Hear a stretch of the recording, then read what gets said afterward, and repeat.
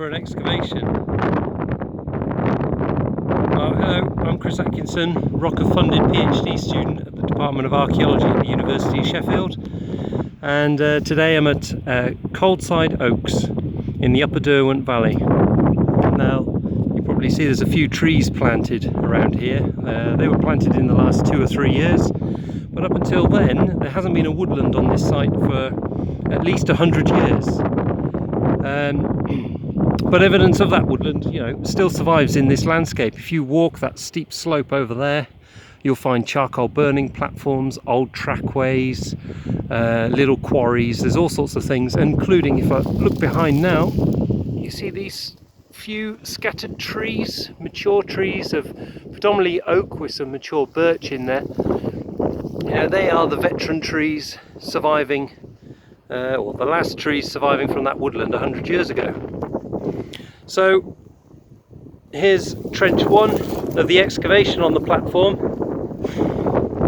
Like you see, volunteers over the last couple of days. Couldn't do it without them. They've excavated down through the platform surface, or through the topsoil I should say, which is thick, about 10 centimetre or so thick, with the roots of bracken, which has been a bit of a pain. It means we've lost so a decent layer in the excavation, but hopefully you'll just see that sandy layer there. That's the original surface of the platform. There was nicely compacted charcoal in there, and some of that clay, that yellowish stuff, was burnt. It was showing up red.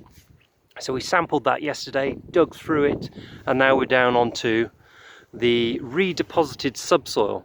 This is the rubble, the stone, the soil that they've excavated out the back of the platform. Hopefully you can see there's sort of like a ledge embankment here. So the natural slope they cut into, piled all the soil up and stone into here to create this nice flat area overlooking the valley. Our second trench is just down here. That was only opened up yesterday, needs a bit of cleaning. It was a bit of a nightmare with the wind, as you can hear. Out. But they made good effort at it. The problem with the excavation here is because of that wind, all the dead bracken keeps blowing into the trench as soon as you start excavating, so you've got to be pretty quick before you can take your photos and stuff before it starts looking a bit horrible. So I'll be in here today giving this a bit of a clean. But there's a fair few stones up there, and the question is whether these stones are actually part of the construction material excavated at the back there and dumped onto the levels to create the platform, or whether it's the remnants of a dry stone wall that might be hiding under here that serves as a retaining wall for the platform. So a few things to do today: tidy up, finish the recording on this one, do some excavation into this one, take a few samples of the charcoal rich soil, the spill that might be in here, and ready for tomorrow when we can knock some what are called cubiana tins, some sample tins, into the side of the trench, and I'll dig those away to for pollen analysis.